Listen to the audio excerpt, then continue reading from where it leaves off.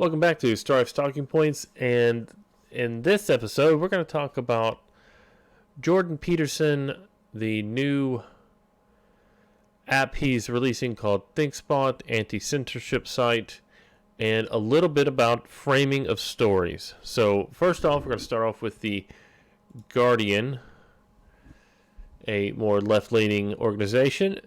Jordan Peterson launches anti-censorship site ThinkSpot. Right-wing academic enlists failed UKIP member Carl Benjamin to test subscription-only platform.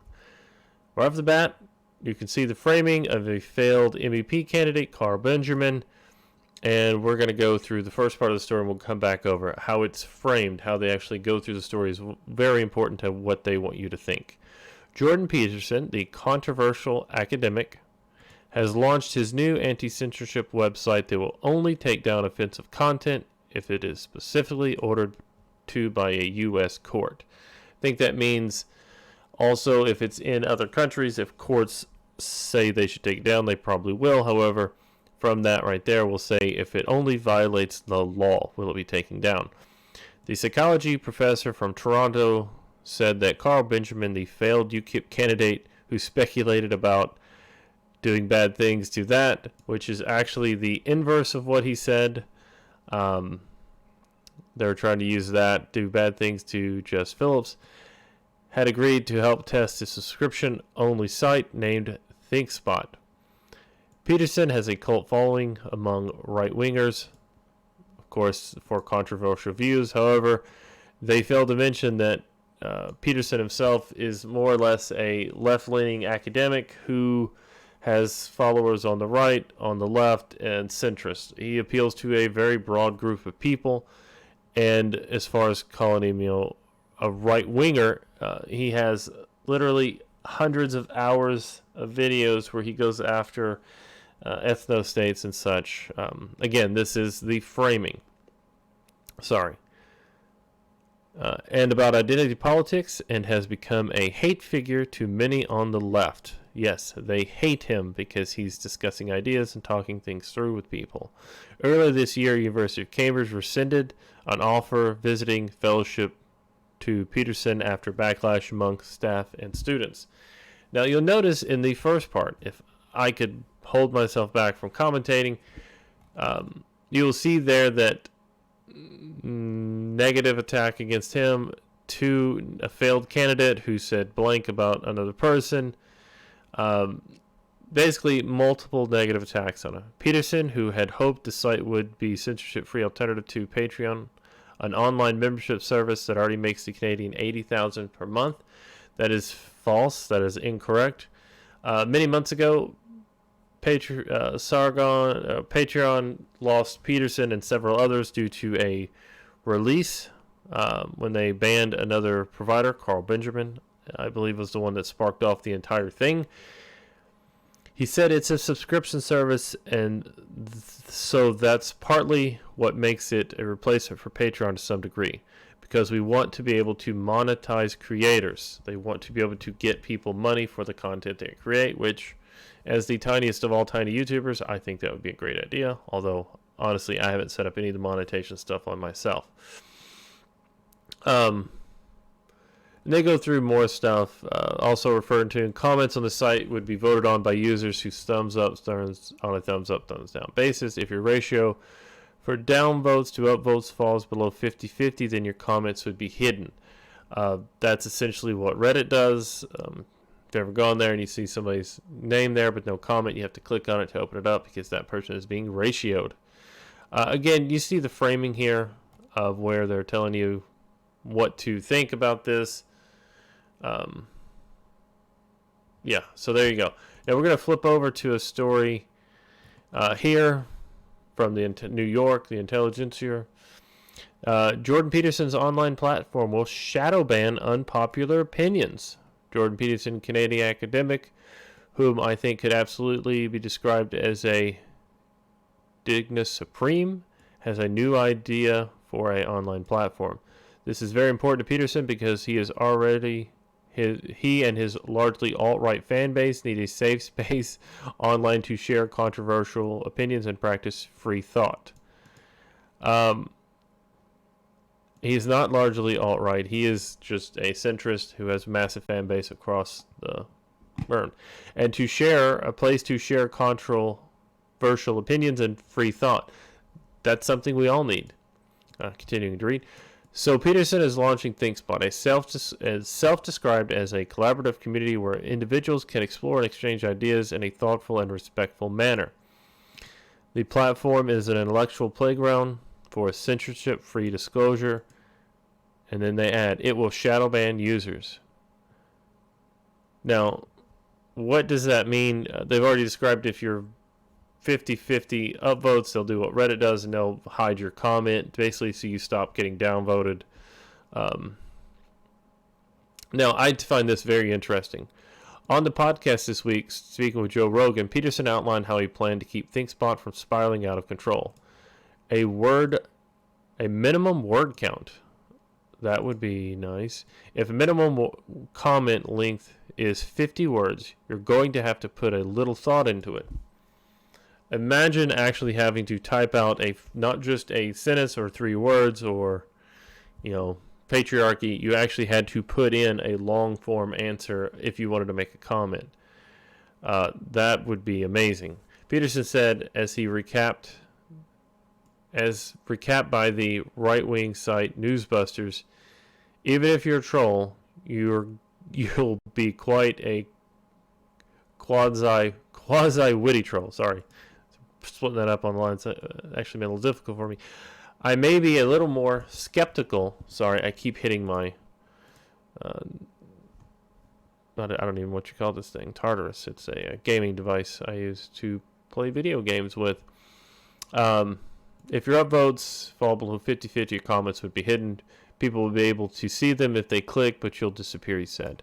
That is what Reddit does. That is a fairly easy way to moderate comments. If I have several comments on Reddit that have been hidden, and also I've had to open up comments that were hidden by other people. Shadow banning used to mean that a person's post would remain visible to the user, but otherwise entirely hidden from the website. It's a way of getting people to leave on their own by removing feedback loop, blah, blah, blah. All right, so again, this is a negative because he's doing some personal attacks in the story. He's going after, calling him alt-right, doing all these different things to paint this idea as a bad thing. Now, we're going to go to one which is more center-framed. And this just kind of, I'm pretty sure this is right. Jordan B. Peterson launching anti-censorship platform ThinkSpot to counter tech titans. 12 Rules of Life author Jordan Peterson thrilled fans this week by announcing progress on ThinkSpot, a subscription-based anti-censorship platform that may shake up the social media landscape. Let's hope it does. He's combining what I think of as Patreon and YouTube and kind of putting them in where it's basically everyone there is a subscriber. The famous clinical psychologist is beta testing what is billed as an intellectual playground for censorship-free discourse at a time when Facebook, YouTube, Twitter, Patreon, and Pinterest are all accused by critics of arbitrarily enforcing vague terms of service.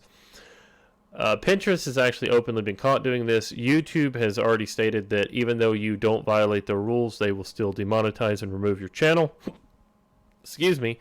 Facebook has been changing their algorithm repeatedly to try and push people. Twitter, I believe, is a dumpster fire. I really do think Twitter is a bad place to be. I'm not there. I do go to Twitter and look up quotes and stuff. Announcing ThinkSpot's new online communication platform as promised post Patreon, he wrote Wednesday on Facebook. Now, Mr. Peterson abandoned Patreon. We're going to do abandon Patreon. $80,000 a month. So there you go. You have an actual fact check here and no fact check in the Guardian story. Now, Mr. Peterson abandoned Patreon after popular YouTuber Carl Benjamin, aka the Sargon of COD, was removed from the platform in December 2018. Also, you can put in the Thinkery. Mr. Benjamin's infraction ironically involved mocking his racist critics on another platform by calling them a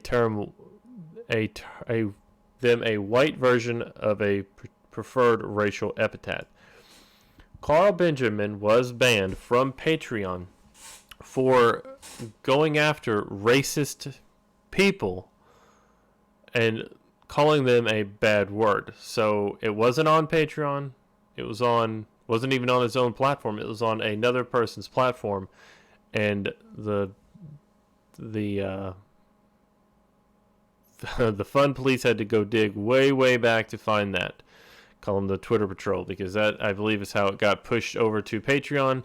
That, kind of like YouTube, not breaking their policy, not doing anything wrong on their platform, or anything that in context would be considered wrong, they are now banning people. They did back then, and Peterson and a few others left. We're going to skip forward. This is the actual ThinkSpot page. It's still not up. They're still doing beta testing cookies. I've considered joining it, but not sure I'm good enough to be on there. That's my own opinion. Now we're going to see one that's framed a little more fully. This is Post Millennial, a place I've never heard of. However, I found them earlier. This is by Shane Miller. Jordan Peterson starts new content sharing free speech platform, ThinkSpot. This is full context. As promised in the aftermath of the infamous Patreon purge, Jordan Peterson has announced his free speech platform, ThinkSpot. Peterson, Dave Rubin, Sam Harris, and various other members of the intellectual dark web have been ruminating on the question of alternatives to Patreon after becoming disillusioned when several creators, notably Carl Benjamin, were banned from the platform. Vague explanations and deceptive reasoning from the platform's runners, particularly CEO Jack Conte, were the last straw, since it apparently patently obvious that Patreon is willing to ban people based on ideology. They had no reasoning. Again, this is like Facebook's borderline content. Not breaking the rules is the same as breaking the rules if they want you gone. That's what we're seeing through all these big tech platforms, and let's hope ThinkSpot comes around and changes it as a subscription model. I find that interesting to see how that would work out, since me, along with millions and millions of other people, are not paid subscribers to platforms like YouTube or Patreon or anything like that, and those people still would receive money from ad revenue. However, with the Vox adpocalypse in full swing right now and the full-on assault, that is very interesting. With the age of technology comes a reality that many people are building careers online, and their livelihood depends on their ability to create and share their content. As big tech companies become more transparent with their ideological basis and more influential in the political scene, prospects look grim for those who don't necessarily toe the politically correct line. Obviously, these pose serious problems for those who want to engage in the battle of ideas and hinders the discourse in general. Now they're going to go through more, and they talk about the if your ratio of upvotes to downvotes fall below 50-50, their comments will be hidden. People will still be able to view them if they click, but you'll disappear. So that's the same thing Reddit does, which anyone who's on the internet should know what Reddit is. If you don't, go there. Just be prepared. Put on some gloves before you touch your keyboard. It's a very strange place. And then, the final part of this story is something that I was reading earlier about the New York Times story, where they basically said the making of a YouTube radical who was so radicalized by alt-right and right-wing knowledge and information that he himself called himself a traditional conservative. He agreed to gender norms, culturally accepted gender norms, such as male and female, and the various stereotypes therein, and he dated a Christian girl, all while having arguments and discussions with his more liberal friends. That is a YouTube radical, everyone. That is what the New York Times was able to find, and that was the extent of his stuff. And if you go through the end of the story, you actually see that he got into what they're calling BreadTube, which is a far-left pro-communist group that are actively enforcing socialism out as a better form of politics, even though that would be a far-left ideology that he's now conforming to and believing in. And however, YouTube and New York Times aren't upset with that. You know, they're not upset with the extreme far left. They're upset that he dated a Christian girl, accepted that there are male and female people, and also had negative views on some of his friends' liberals' ideas. Yeah, that's it. And we're going to go through this real quick. When I first moved to Montreal in 2016, I brought nothing with me but a suitcase full of clothing, a cell phone, and a laptop. I had trouble finding a job at first, considering I was criminally Anglophone? I don't know what that means at this time. So a lot of my time was spent living on what savings I had and watching YouTube videos. Okay, there you go. At this point, YouTube already asserted itself as a forum for political conversation. Channels like The Young Turks, Secular Talk, and Louder with Crowder were already well-established players in the platform's ecosystem. Young Turks, I still think, is one of the biggest news channels there. They are the original progressive. Secular Talk, also a progressive, more to the middle. Louder with Crowder, late-night comedy/politics. The number of popular right-wing YouTubers jumped exponentially when Donald Trump announced his candidacy for president of the United States in the summer of 2015. I was a single guy fresh out of high school, renting out a laundry room with a futon in it for $200 a month in the new city. Holy crap. With no job and zero social life, I started to dip my feet into the political side of YouTube, using the website for more than just watching fail compilations or dog wearing sunglasses on skateboards. Now, my son and I used to watch fail videos, and they were the best thing ever. He called it, "Daddy, let's watch stupid people hurt themselves," because that's how I described it to him. I'm sorry. If you do something really silly, dumb, he said, "Dad, why did they do that?" I said, "Because they were dumb, son." That was it. That's what we did. The millennials that preceded me created a culture that, for all intents and purposes, politically correct. There was a lot for me to learn, and there still is today. So when YouTube started changing their algorithm based on my new exploration of right-wing ideas, I was instantly hooked. The variety was unmatched. Comedians and provocateurs like Gavin McInnes or Steven Crowder, pundits like Milo Yiannopoulos or Ben Shapiro, even academics like Gad Saad or Jordan B. Peterson all had so much to offer. Each person a character with new insights and answers to questions I didn't even know I had. I watched every video you could think of, debates, destroying facts with logic, compilations, interviews, the whole shebang. And for a while, I became a part of what I considered the conservative tribe mentally. Now let's look at this. This is a gay Jewish man. This is a conservative Jewish man. They do not like each other. Gavin McInnes, Steven Crowder probably would like each other. McInnes used to be on the CRTV bandwagon. Gad Saad, I'm really not sure who that is. And Jordan B. Peterson, a more left-leaning person who became to prominence because he didn't want to be illegal to not use someone's gender pronoun that they themselves made up incorrectly. Article C16 or something in Canada. I can't remember exactly what it is. You may have seen more and more articles pop up discussing how people were radicalized by YouTube, how they were down a far-right rabbit hole and were on the brink of becoming radicalized. That was me, except I don't see any problem with that whatsoever. I wouldn't say I was radicalized, but my political views certainly shifted farther right than they had ever been before. In my mind, I had just been enlightened. I was hearing answers to more questions and felt very, very well informed. Now we're going to skip down a little bit. Down here, kind of to the minute. The most critical part about tribalism, though, is outgrowing it. Eventually, it got real old calling everyone I'd agree with a snowflake, a SJW, a libtard, feminazi, cuck. Eventually, those same talking points you'd hear over and over over and over again became extremely annoying to me.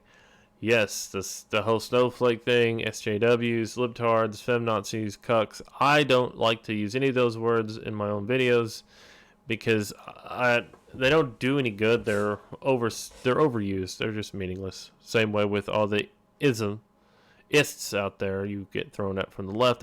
Everything's an ist. For the moment, I thought I was losing my edge, but what I realized had actually happened was that I had matured and become more of an individual rather than someone whose behavior was dedicated by the tribe.